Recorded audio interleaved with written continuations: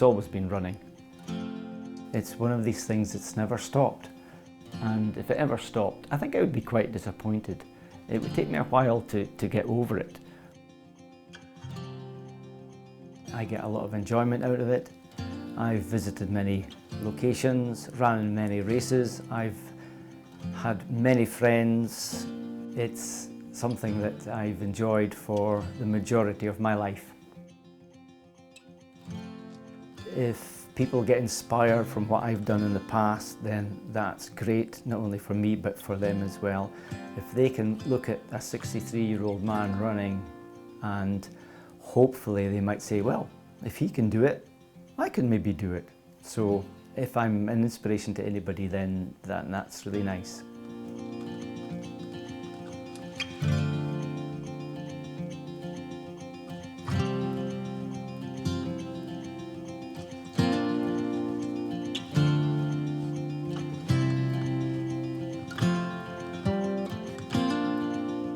My name's Graham Laing, and I was born on the 1st of November 1956 in Aberdeen, so that makes me 63 years of age.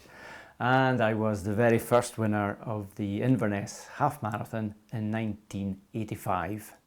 It will be the 25th time I'll be doing this event.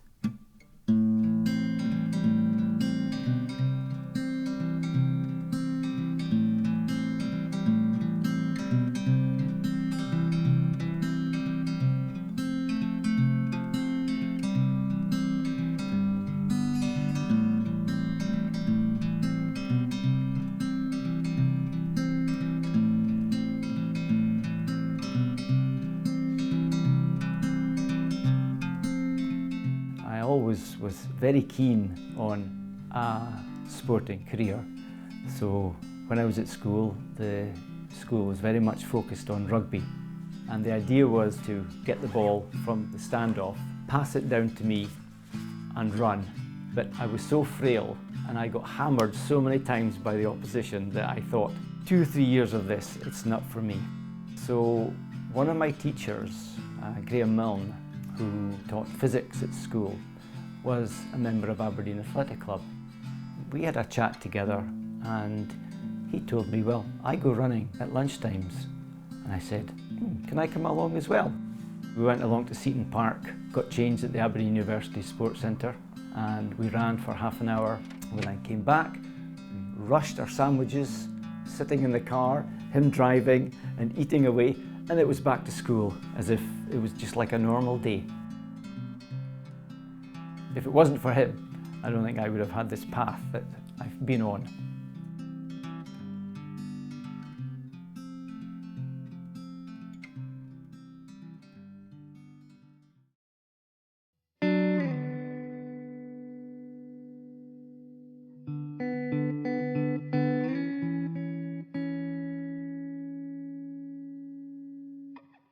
I had a hip replacement in 2016.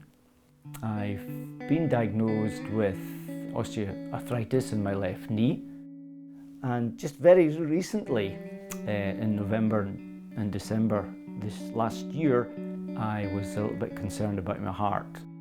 There are times when you go out and I'm tired and I think, what am I doing? I'm just so exhausted. You get days like that. You then reflect what happened. I look back at the training. Was my training appropriate? Did I rest enough? Did I eat properly? Did I sleep properly? You know, what made me run that day very well and others not so well?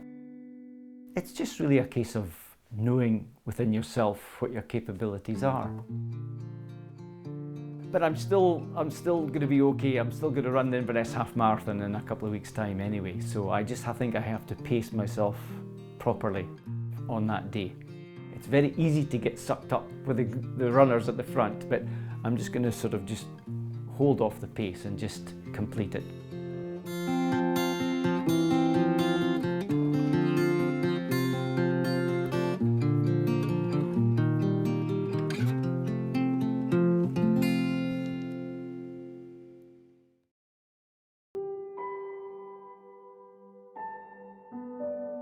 Always in the back of my mind, I've got my mother to thank and my father. My mother died very young at the age of 49. She died of breast cancer and she never reached 50. And here's me now, 63, and I'm thinking, I overlived my mum. What a young age to die. And it had a big effect on me.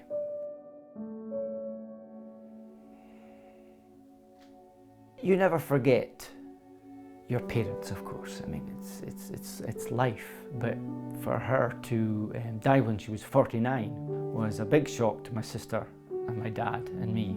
And I promised within myself to do what I can for her, because she wanted me to do well, and you have that within yourself. And that was a great motivator to keep going, keep going. I'll do this for my mum. I want to run well.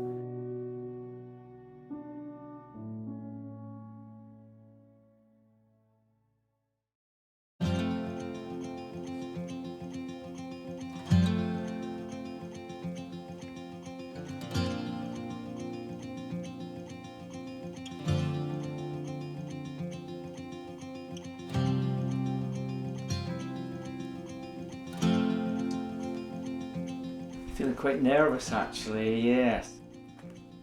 You know, but obviously I'll just try and do my best within the limits that I have. 63 now, so I'm not a young whippersnapper anymore, so I won't be charging away at the front with the lead group. I'll just maintain a comfortable position, hopefully run within my limits. So I don't want to put too much pressure on me. I just want to get there safely, arrive safely, get warmed up, and just try and get into the zone and then do the best I can. Just slowly, hopefully, maybe just pick people off one at a time and just see what happens at the end when we finish at the sports centre on the track. Certainly looking forward to it, and I just hope the weather stays kindly as well.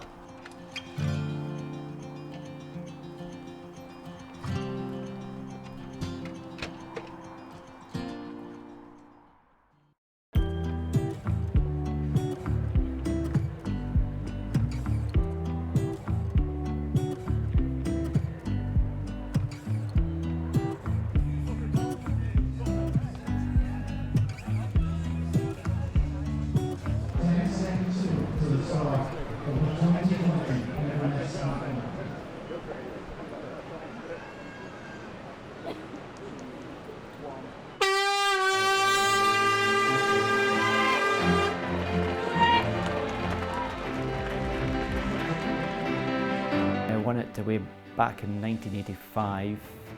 I wanted to dictate the pace. I always liked to be at the front.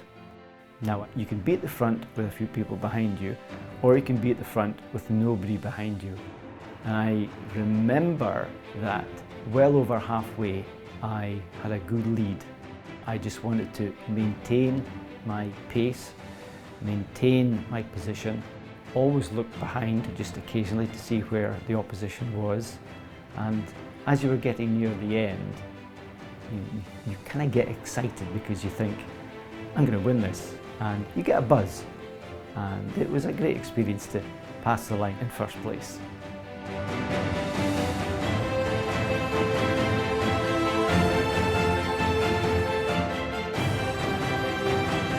Oh, I'm just delighted to finish my 25th Inverness half marathon, and the race went well actually. I didn't go off too fast. I paced myself comfortably for the first 2 or 3 miles. I felt my heart sort of beating rather uncomfortably, but after 3 miles I was able to kind of settle down and just get into my rhythm and just run with other athletes around me. But I ran within myself. I actually got a faster time than I actually anticipated, so I'm really happy. I've got my medal and I've got my t-shirt and I'm here with so many nice friends.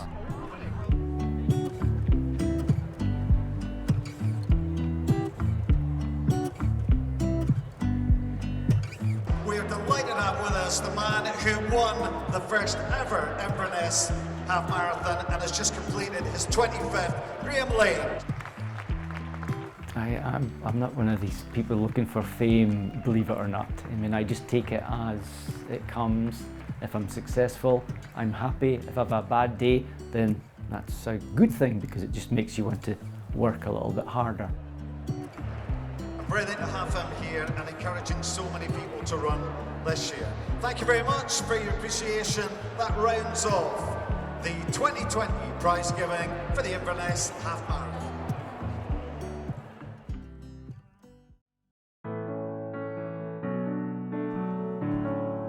I really think that if it's in your blood, you won't stop.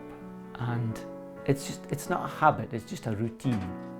It's like if you wake up in the morning and you go to work and you think, I haven't cleaned my teeth. It's like me, I haven't ran, you know, and you get a little bit uptight.